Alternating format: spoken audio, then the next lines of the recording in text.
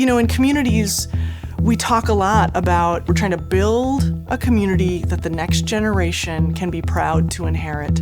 And most community leaders can really resonate with that. And the question is, who's going to take the lead? Is it the superintendent's office that needs to reach out to careers? Is it the chamber who's going to bring together schools and occupations and training? Is it the nonprofit job career links and things that are doing that? But somebody has to step up and say that this is a focus that's beyond our initial silos of things, that we need to look across career and education and really make that a leadership focus. I'm not sure how many different groups or factions there are, and I think there's probably several key people being like the main players of it. Exactly who, and if I'm correct in my assumptions, but I think there's a couple of them. There is definitely a group that is the case, absolutely. But is that the whole reason? I wouldn't say that's the whole reason, but that's definitely an issue. Through my time here, I have realized that there are, you know, quote unquote old heads that are starting to realize how the status quo isn't working out anymore, which is good, but unfortunately there still are those big fish in a small pond and they don't care if the water dries up or not.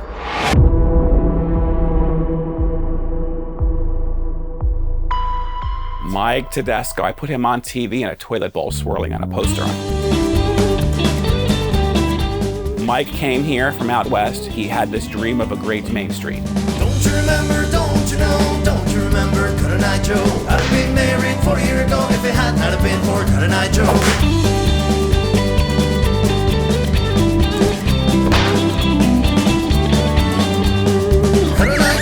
Cotton Eye Joe, he was a nigga that served me so. Took my girl away from me, carried her out to Tennessee. He is the architect of the Rays Grant, the architect of the Central Park project. He was Vision's dream boy. They banked everything they had in him controlling the community. And when Mike was doing all these things, remember, he wasn't elected, he wasn't appointed, he was a nonprofit head making $120,000 a year with benefits, who openly admitted in his book he didn't work a lot. She'd never move, the door at her, don't you see it, she run with them to Tennessee.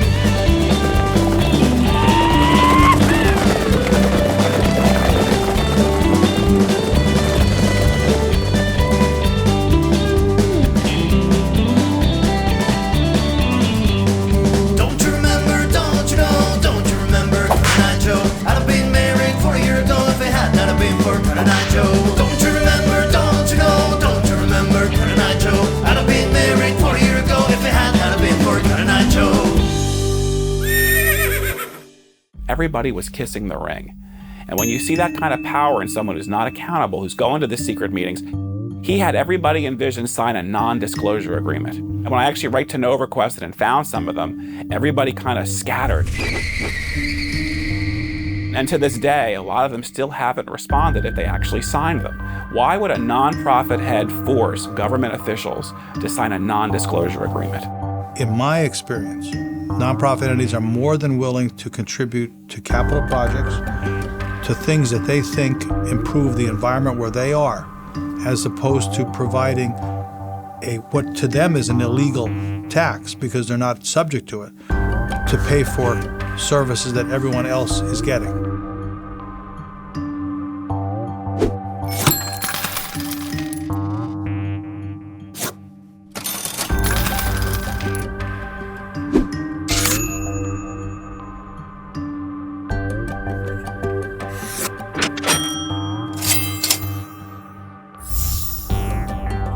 They would much rather put their money into capital, into initiatives that they see have longer-term impact than simply balancing a budget year over year. Remember, they don't have to pay taxes because they're exempt from it. I think it morphed. When Vision originally started, it was Wally and Ryan who were their directors, and they weren't paid the heavy salaries. They weren't doing any of this. Once they got rid of them and put Mike Tedesco in his position, the entire vision of Vision changed. And then you started to see more politics. You started seeing more grants, more big projects like Main Street and the Rays Grant. But in the beginning, there was other groups pushing for these types of activities, and I think the people in power saw this as a risk to them, but also something they could use to their advantage because they saw other people, grassroots, doing things, and it was gaining momentum. So they then took that and then put their power behind it. What is it called? Vision 20. Vision 2025. He said a lot of people are doing sports right now, you know, and he said there's just a lot of people doing sports. And he said they do have money for it, and we just got to go jump through the proper hoops, you know what I mean? What did he say the maximum amount was? Vision 2025 has about $25,000 right now for small community projects. Okay, and with those projects, it could be $500 or $1,000. Okay. So it sounds like the ideal spot. Right. Now, you would do it under the you'd still do it, but under the auspices of Visioning 2025. Because here's a community project we're really working on. We need the money. It's a great thing for young, not just black adults, young adults, Yeah, we got the community itself, Right. and promote it that way. So that would be my first recommendation, you guys, right, to go right over there. You're familiar with the Stone Bridge? The one that lights up by the Point Stadium, okay? It's wonderful. It's great lights, looks great, awesome. I agree. $1.5 million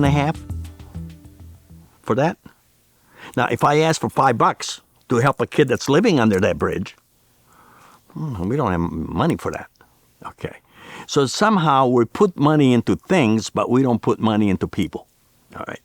And I don't know how you drive that point home. Excuse me, I'm going to be honest, I don't know who Mark Pasquarelli is, but I'm sure everything he's done has been terrific, okay? If you made a list of the top 10 things that people in this city wanted out, from their government, I highly doubt they would reflect the top 10 things that our city government says they should provide to the citizens. They don't match up. Why is that? Where's our representation? It's not there. Now, the people vote for them and put them in again because, they're marketed to and there's propaganda that pushes that because people are easily swayed by it. And many people just don't vote. But those things don't match up. What is the reason? Everyone is enjoying themselves tonight in Mark's Sweet Deal Rent-Free Conference Center. With his Sweet Deal air conditioning bill from the War Memorial.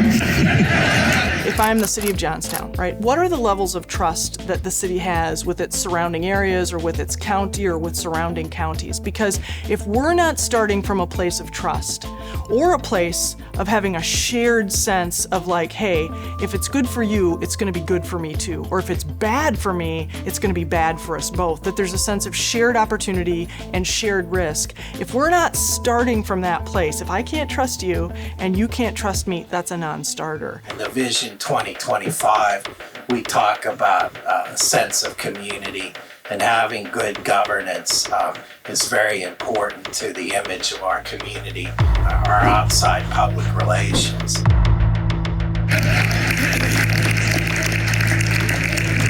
That's a classic. You have these two local businessmen who are controlling different people in government. They use their businesses as basically an open door to get contacts and people and money. And we care about this community. So our people put a lot of time in the community helping grow it, helping get on boards, nonprofit boards, and do things to make a difference so that not just JWF succeeds, but the community. If the bowl of water is losing water, but they're the ones that are, able to suck the most out of it, they don't care. As long as they're ones on the top, they don't care. This is not the group that I first went to 10 years ago, that we met in the church downtown, and we were going to do cleanups and pick up the light and pick up garbage and revitalize the area. This is a group that's getting involved in government grants, government jobs, and they're controlling key areas of industry and government for their own betterment. That's the classic definition of an evil empire.